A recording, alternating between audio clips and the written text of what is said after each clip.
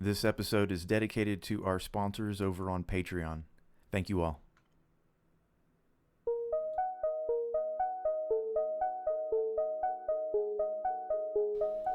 Hey Blab, what's up? Nothing much, Gab. Wait a second. You were Blab last time, weren't you? In our last episode, we followed along with a boy as he came into his power as a young wizard. Welcome back to Sci-Fi and Fantasy Read-Along, everybody. We're here for episode 2 of A Wizard of Earthsea, the classic, iconic, can't really say enough about how famous and important this book is to the genre, novel, beginning of a series by Ursula K. Guin. Awesome. Chapter 1, we enjoyed. Oh yeah, super, super good. Nice tie-in. We even got a phone call from Phil at the end. That was a surprise. He was not invited to the podcast, and he was letting us know that he was not happy Trying about to horn in. This is a two-man affair, okay? This is a Oh, you're a man two-person... now? Whatever. Huh? Is that this is a two-person job. Sometimes it's a 3-person job, and I will promise you that there have been moments when it becomes obvious that, you know, a third perspective is important. Like if there's an argument. Okay. You need that voice of reason. Yeah, just to break the argument up. You know, it's like if Philip and I disagree, Yule can be like, okay. And it's like, yes, he's right. Okay, let's go. Yule being the voice of reason is hilarious. Yes, I understand why that's hilarious. But at the same time, I love Yule. I love him. He does stuff like that all the time, Jill. All the time. No, in your show, he's perfect in that way. He's so good. He says such smart things, but he says it in such a roundabout way. It's absolutely hilarious. It's true. He's quite a rambler. I can be quite a rambler as well. And then we lose our way, and it's hard to get back on the path. Do you mean like right now, how we've lost our way and we need to get to chapter 2? Hey, you're running the show. Do you know what I took down for notes for chapter 2? Nothing. Most of my notes were for chapter 2. So, but just little great. things that stick out, like those little simple sentences that are just kind of thrown in that you're like, wait a second. I underlined some stuff so we can come back and talk to stuff, but the way I would like to break this chapter up is similar to how we broke up chapter 1. We're going to kind of divide it into the major plot points that occurred, those being he's now new apprentice to Ogion of Ray Albi, a mage of some power, but it's really kind of a mystery. We have an introduction of a new character that I think is worth mentioning, and then there is a decision that Ged has to make towards the end, and then we have this little journey on the ocean and some action at sea. So we're going to just talk about those kind of big overarching plot and again, points, yes? kind of a lot packed into one chapter, just like it's a lot packed in here. Yeah. No, it's true. Which is not something that Le Guin could have done had she chosen the first-person narrative, right? She has this liberty of kind of glossing over the unimportant parts and focusing on just the nice parts, the important bits, the pithy stuff. I really like it so far. I do too. It flows so nicely. Like the writing is almost invisible. I see it enough because it's pretty, right? Like that's what I'm noticing is that she's writing a very pretty story as well as a nice story. So it's not perfectly invisible, but I'm glad that it's not because I really like the way she writes. Whereas some people like Anne Rice, she's very invisible. Her writing, like you forget you're reading with her because it's just so standard and perfectly controlled, right? Well, anyway, this is a little bit different of a story, but let's talk about chapter 2. Yes. It's called The Shadow? Yes. A couple different meanings, even within this chapter. Or maybe not meanings, but forms? We'll figure out the meaning. It'll become apparent by the end, right? I guess. You don't think so? I don't know. Yeah, yes and no. There's it's certainly there's two obvious shadows to me in this now. chapter. We had shadows in the last chapter. There were mentions of shadows. There were mentions of shadows. Yes. He literally sees a shadow. And then he gets on a shadow. He gets on a shadow? The boat is named Shadow. Oh, I forgot about and the Ogion's boats. like, well, so be it. And let him, it's like... He didn't even look back. The name of this chapter, it stood out to me, especially after going back and rereading Is it The Shadow It's or The A Shadow? The Shadow. But that could I be assume for... that's the boat. It could be But for the other thing, too. She's being duplicitous. Exactly. Again, I meaning more than one thing. Because a double entendre. words have meanings, and who knows what the true name of that shadow is. And we'll get you're into throwing that out all stuff. sorts of keywords, true names and stuff too. Yeah, that's good stuff. That's very good stuff for this chapter. But yeah, so he's just walking with Ogion. He's starting on his path, and Ogion says nothing. No, he's Ogion the Silent. And this kid probably wants to... We know he was hungry in last chapter. He's still hungry. He's still got... This is like getting hired straight out of high school to go work for NASA. He has like a couple Right. days worth of patience. I can't remember how many days. But like he has Just a couple enough. days of patience, and he finally gets up the nerve to ask Ogion, like, where is it? Hey, bro, when are you going to teach me Yeah, something? when does this start? He's like, it started. And he's like, but I haven't learned anything yet. And then Ogion replies, because you haven't found out what I am teaching. And I'm not sure if Ged at this point does ever really find out what Ogion's trying to think teach so. him. I don't think so. I don't no. think so either. Even he states it pretty clearly later on. Very clearly and in very simple says- terms. I wrote that down. I have what you need, essentially. Exactly. I Like- have what you lack. It's like, Yeah. all the things that you lack, I have that. And you should Yeah. listen to me. Well, he doesn't say you should listen to me because he doesn't. That's Nope. not how he operates. Ogion does not Nope. operate like that. He would be great Yeah. for a particular type of student, right? Yes. But he's certainly not ideal for someone such as Ged, who is impatient to learn and hungry for power. And he's never met anybody like this man before. No, he grew up in a small town. He's Yeah. never seen the ocean, as you pointed out. And the Like, witch would he's tell him whatever he wanted to know if she could. Or she yeah, would but make I mean, it up. he quickly outpaced her. Yeah, but what I mean is he's used to people telling him answers to his questions or being told Maybe. things, at least by her. And so this wizard comes down and says, you're going to be my apprentice, but Ged's like, you're not teaching me anything? He's like, but I am. You just don't get it? And he finally says, like, hey, you know what that flower is over there? That was a good moment, too, Mm-hmm. because when he picks up the seed pod, Yeah. like, Ged is interested in this plant because his master is pointing it out to him. Right. So he picks a seed pod off of the plant, and he's kind of fingering it, right? And as they walk along, he finds out that it has no use. Right. And so he holds on to it for a little while, and then he discards it to the side But of the the road. and, meaning of those words by Ogion and that it has no use is not what Yeah. he means by that it has no use. Well, like he he states very clearly it has no use. doesn't have a use. But Right, then he neither kind of does he. explains it in that other way where it's like, well, what does the mountain have a use for you? Or this basically saying everything has a use, but you asking what is its use is not the purpose of what we're doing here. Ogion isn't telling him, but he needs to learn about the essence of these things, like what these but I mean, things are. it doesn't have a use, right? Not doesn't a have specific use.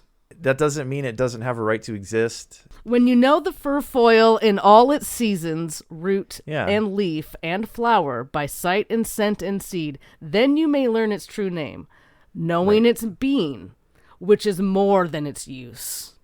Right. Ogion's trying to teach him more. Like, he's seen it at one level, but there's all these other levels that he doesn't get. But he doesn't even know the first level. You ever seen those videos where somebody explains a difficult subject to like a child? Right. And then Yeah. like 4 different levels of knowledge and education. It's fascinating to see like how things were explained to children, successfully, so that Right. they, understand it to the best of their ability, and then to explain it to a PhD, or a professor or something like that. It's like, holy smokes. Well, and making sure that thing that the It's a little gulf of kid difference. learned is a good base of knowledge as well to then keep growing on that too, I would imagine. The point I think here is to highlight that to Ged, like, usefulness is what he's interested in. Mm-hmm. That's what we're supposed to get. It's character development. But for him. Ogion's definition of use is very different. And that's a contrast between the two, Yeah. and it sets them up nicely for a small amount of conflict, right? And A gentle Ogion's a conflict, as it were. teller or a shower, not a teller. So Right. it's going to take a while if Ged wants to learn anything. Well, from whether he's listening or him. not, right? Exactly. Is he listening or not? I don't think so.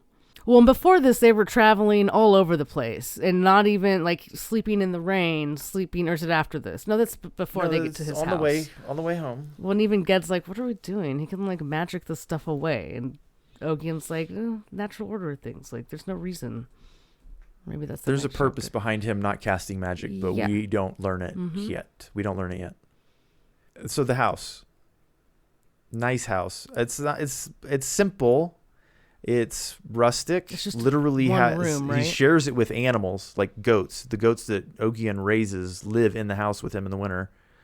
Window that's shuttered over the bed where Ged sleeps. Yes. That he keeps closed all winter because of the wind and the rain and the snow. Because it's right by the water or the seaside. Like, I don't know. They're really high up, like, Jill. yeah, on a mountain. They're really high up. See, he mentions being able to see the sea. You could see the sea from almost anywhere because it's just all. You can see another island. Yeah.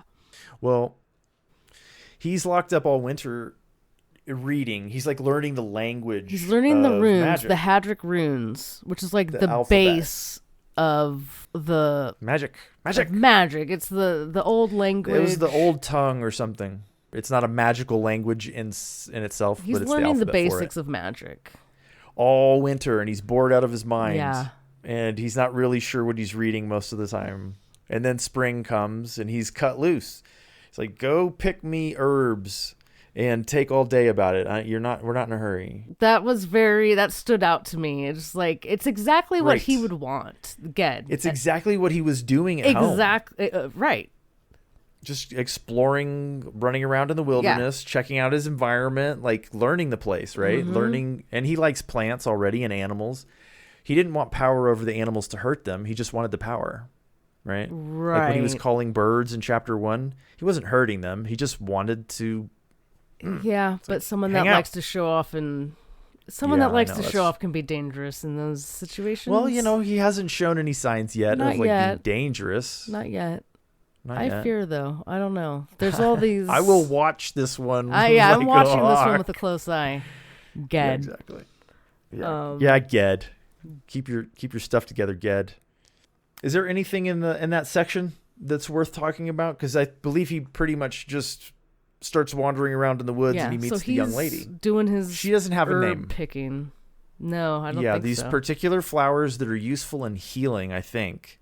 He's like, oh, those, I'm going to come back for those. And when he does, he meets this young girl who is not named, but she is described as having sallow skin and hair that flowed over her shoulders limply like black water. Like a fall of black water. Fell long and straight. Amazing. And he thinks she's ugly because he's gauntish. Ged thought her very ugly, but had the desire to please her, to win her admiration. I wonder if she's ugly or is she just different? Because she has the pale skin and he's gauntish question. And they have the darker skin. They're more bronzed. Well, from what we find out later, after Ogion reminds Ged of his earlier words, is she like an ugly siren that's cast a spell on him so he wants to please her? Is it just a boyish thing that he wants to please her even though she's ugly? Like, there could be so many reasons and multiple reasons, There could be, right? Jill, but I mean, it makes perfect, like the Occam's razor thing. The simplest explanation is probably true. Right, like she's a half young witch. boy, and she's like this girl that's his age that's like really easy to talk to. Yeah, right? I wrote siren next to the sentence. But she's not pretty, though. He doesn't think she's pretty, but that doesn't mean anything. Yeah, sure, of course. He still wants to please her. When he boasts with her, she asks him to do certain things. He like calls a bird down or something, but it doesn't go to his wrist. No, it wouldn't approach with her around. Or so Ged thought. He wasn't even sure, though, if that was the reason. It's a strangeness, right? Yeah. You see this thing. We've seen it before. Like the bird lands on his arm all the time. Right. Like he's the master of the bird. No problem. No, won't do it right now. Yeah. But she's like goading him. She's like, "Can you summon the dead? Can you bring back the dead?" And I'm like, "What?" She builds up to that. I think they're the second or third time. I thought that was the first meeting. I thought that was like the second thing. She asked him if he could change shape, and then the next thing was, spells. "Can you raise the dead?" I mean, you might be right, but that's how I remember it, and That is you might certainly be noteworthy. Right. It seemed like there was a couple different It doesn't really matter. He doesn't bat an eye. And he always answers, this is, because I think it's going to come. I want. This will come up again. I might if I choose. Yes, she does. So he basically says everything it much nicer. she asks of these harder tasks that he doesn't know and shouldn't be doing. Well, it has this effect of goading him into action. He wants to impress her, so he goes back to the place and like starts going through the books when Ogion isn't there. Ancient books. Like it goes back master, from master to the other, like legendary. I don't even know how long. It just says, what's to say? Back into the times of myth. That is so cool. There's all these like faded writings in it from hands that have turned to dust. Like these books are old. It's so cool. And Ged just like pulls one off the shelf, like thumbing through it. A book that Ogion, by the way, has never showed him. Never taken it off the shelf. Never opened it. He's just going to paw through it. This kid. Yeah, paw through it. Where are the white gloves? Well, there's a spell in there that he's looking for, and he does not find it. But the one that he does find kind of like imprisons him. It like locks him in place. It won't let him stop reading it. Right. That is it like creepy. Forces him to cast the spell. Or whatever is happening. We don't even really know. I was so unsure what was going on. Like I didn't know he was casting anything, but there's a shadow. I kind of had an Evil Dead feeling of it. Like how the book kind of opens and starts doing things and kind of to a certain, or just it opened and it made him start doing it. But yeah, everything goes dark. There's absolutely compelled. And he was reading in the dark. Right. He was reading in the dark. Like he wasn't really reading. It was just like coming out of him naturally. That's kind of how I also imagined it. Like, yeah, but his eyes touched every one of those words and something happened there. He looked over his shoulder and he saw the shapeless clot of shadow, right? Darker than darkness. And it seemed to reach out towards him and to whisper and to call to him in a whisper, but he could not understand the words. Oh my goodness. Very ominous to me. Very like, what happened there? We don't know. Did he say something that stuck with him? He summoned something. Did he? Or does... No, yeah. Ged did. But the shadow reached out towards him and whispered to him. And Ged couldn't understand what the shadow said. Did the shadow cast some sort of a charm or spell on him? Very likely. Anyway, I don't know, shadow. I don't know. Then Ogion bursts through the door and like saves the day.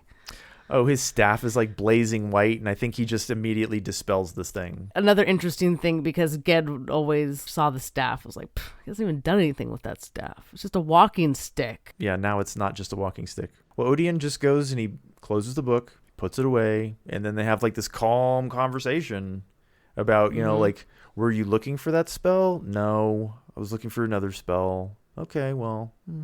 But he first said, like, you will never work that spell, but in peril of your power and your life. Was it for that spell you opened the books? And then they go into their little...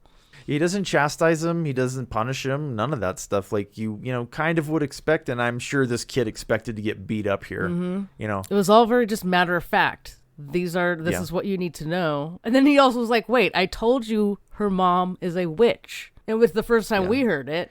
Who does not wish him well. He doesn't know what her will is, but it is not well. That was also interesting. Like, there's a little rivalry there. Well, we find out that the girl that he met in the, wherever it was, the meadow? I don't really know. But I also question, we've heard a lot about mages and these wizards, and where he's going to go is a place for wizards. Roke. There's this Roke girl Island. Who's a half witch. We've met this other witch. We've already seen that women's magic is, what was it? Weak or wicked? Wicked is women's magic. There were two quotes. If you're going to denigrate women, you would say it's weak. But there seems to be a little... Honest, I don't know if there's a rivalry, but I don't... I mean, are these characters even following us into the future? I don't know. I don't know, but my only question is that there seems to be a sense of like man versus woman kind of thing, or witch versus wizard, just in that little line. Like he doesn't know her, and maybe, but it's just a personal thing between the two of them. But we've already had some talk of women's magic, and then we have this maybe she's evil enchantress, and maybe she did send her daughter to go and try to goad him into stupidness or foolishness. Yeah, for sure, it's totally possible. But Ogion can't say either way. It's just possible. Well, you don't need magic to do it. That's the thing. If she was a clever girl and her mother was a clever woman, it's just ask him to do these things for you. be friendly to him, Yeah. and he will try, and he Perhaps. will make a mistake. He did find her ugly, though. I feel like that was there. He still wanted to impress her. Yeah, but he still wanted to impress her. I feel like it was definitely magic. Okay, so this whole incident basically spurs The talk that they have is about balance, basically. balance. Yeah, because Ogion says in that talk too, he says, have you never thought how danger must surround power as shadow does light? No, that's a good line. Yeah. So that's like his biggest lesson to date, Ogion, to Ged. Like, Ged needs to absorb this lesson here. He needs to be listening to everything. Well, yes.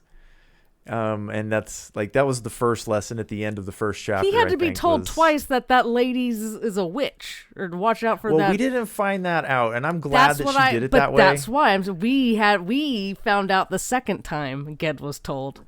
Ged's not paying attention to the few words Ogion says. Oh, here's another one. Ogion would only talk about like the simple things of survival, like bread, sleep. Ged doesn't get it. He's like trying to teach him the base level of what's going on, and patience, like, and all of that. He's not the right student, like you said. Because then Ogion gives him his choice. He's a 13-year-old boy. Yeah. I mean, and he grew up roughshod. Ogion's gonna have his hands full, right? Mm-hmm. But he's not gonna have his hands full.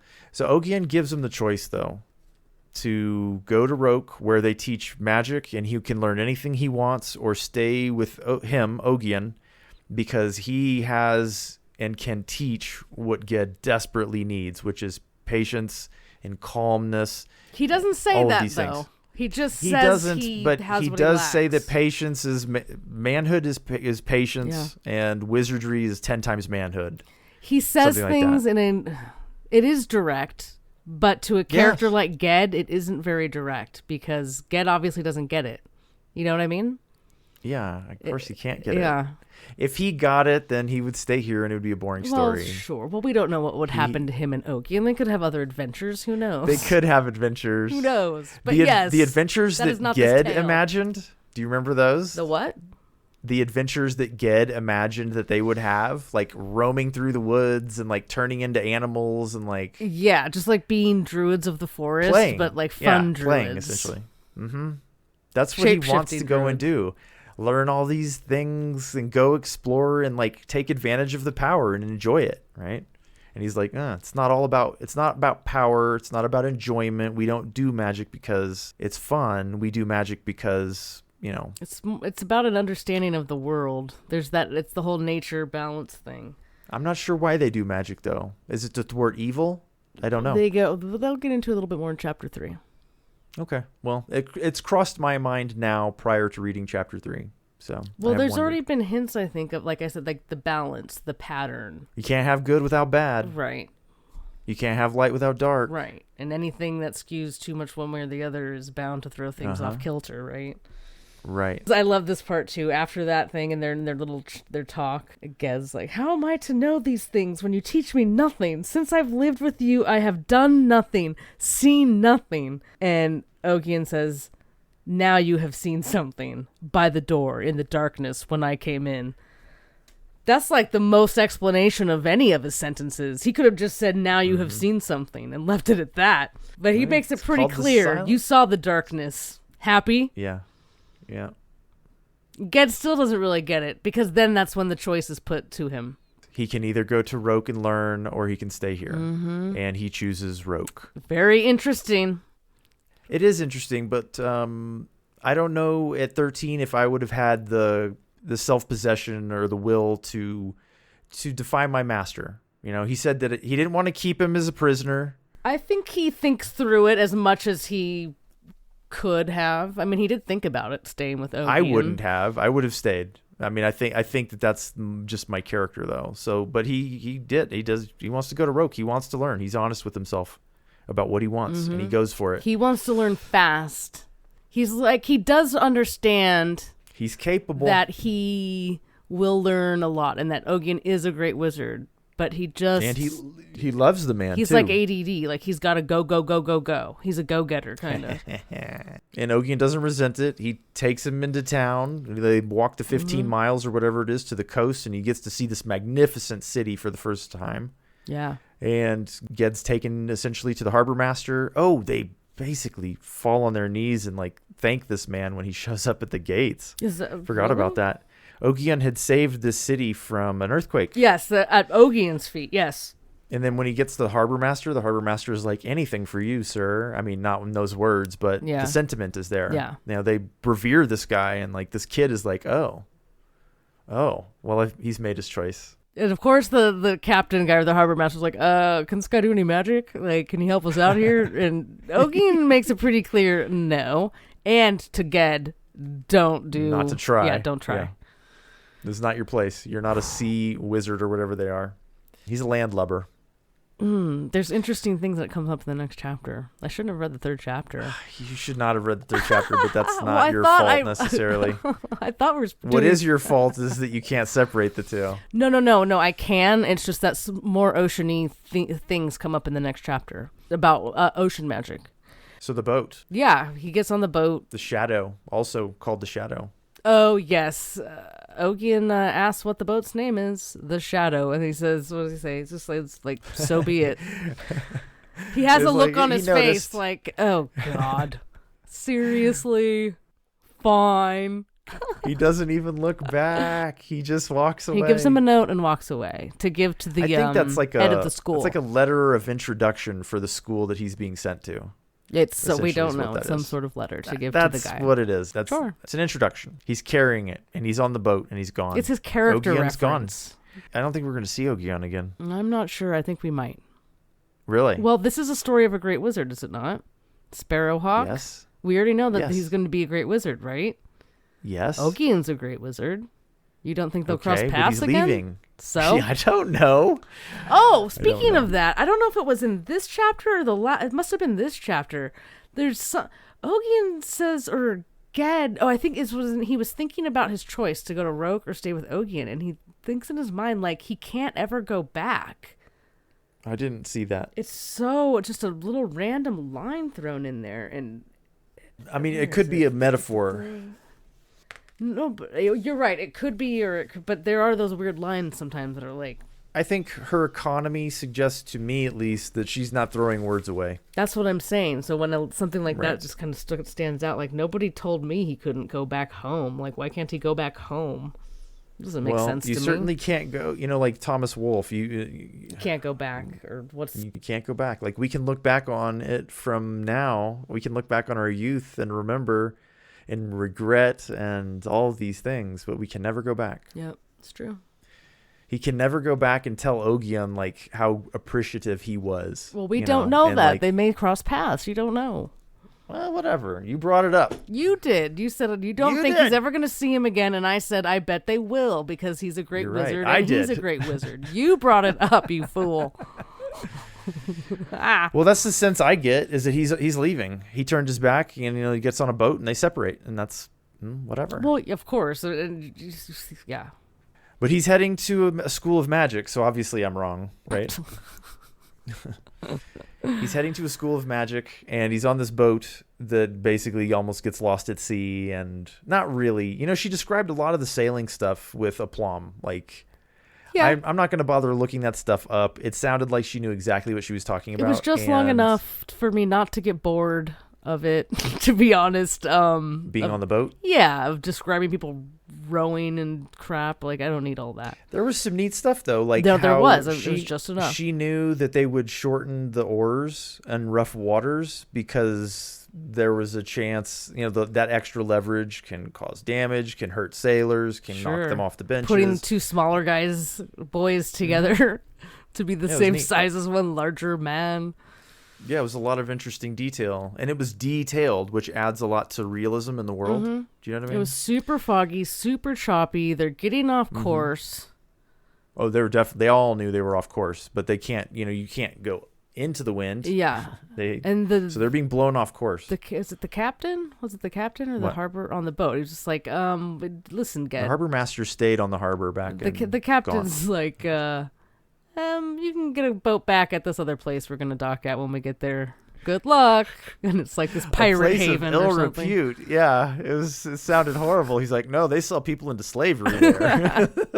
I need to really pull this one out of a hat. Hold on, let me look over here. Which is what he does, essentially, right? That's what he did in the first chapter too. When it was desperate, he pulled that spell out and saved the village. But in this particular instance, there's no description of like, oh, he thought of this spell that he. It was I don't know like, that this was a spell. I don't know. That's what I'm agreeing with you. I don't know that it's a spell either. But it was interesting that, like, was it just sheer willpower that he was happy? He just kept looking and like saw it. Or did he will himself magically to see it? Because then, like, the captain's like, well, I didn't see it. And then he's like, there, and he points, and everybody looks, and everybody sees it, like, at the same time. Oh, thank goodness, thank goodness. So, interesting. So they have something to aim at. Yeah, they do. They do. It was like a curtain. Crazy. Yeah. Have you ever seen that, by the way? Not in real life. I don't think. It's amazing. I mean, like a curtain of rain, like, or storm. Yes. Sometimes the rain in Texas, anywhere in the South, you'll be driving along on the interstate and then you hit this wall of water and you suddenly can't see more than like 2 feet in front of you. It's just the sudden bang, and it's loud because you're in a car and in enclosed space. California just doesn't have as wild weather as other places have. Well, maybe in the valley, I don't know, but it's certainly a noticeable thing. When they come out of the storm, it's like walking out of a door. It's like from the rain to relative calm, and there in front of them is the city that they're looking for. Some of the boys were like, "Is it an illusion? Roke Island. Is it real?" Yeah, the captain's real, like, "You dummy, dull wit." Keep rowing. Yeah, that's the end, right, of the chapter? They make it there.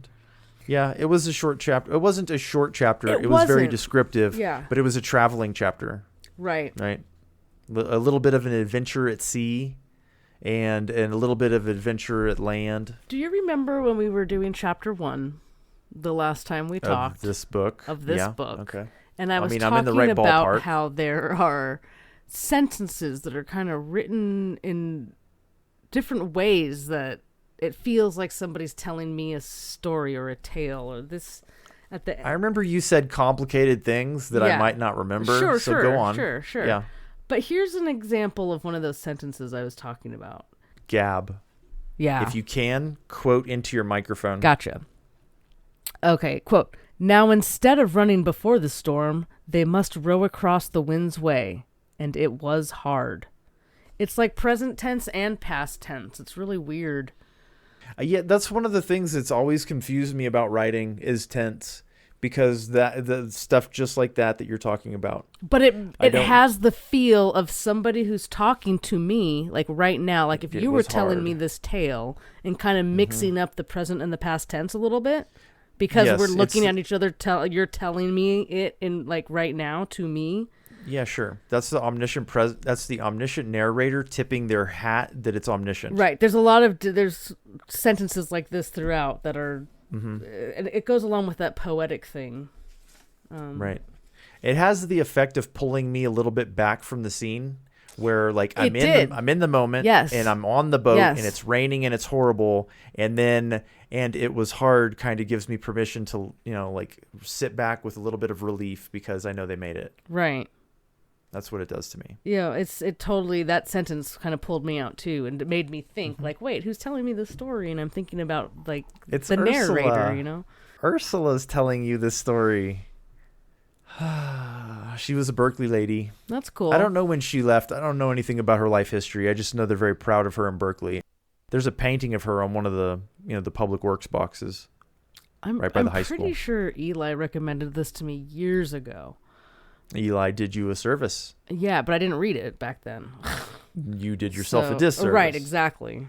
Well, what did you think of Chapter 2, Jill? Not as many good long-term characters, but we had some short ones. Like, we got a little more of Ogion. We got a lot more of Ogion, to be absolutely honest. We got that young girl who was very, very well crafted. But short, but still short little bits. Like, it was a couple paragraphs of the girl.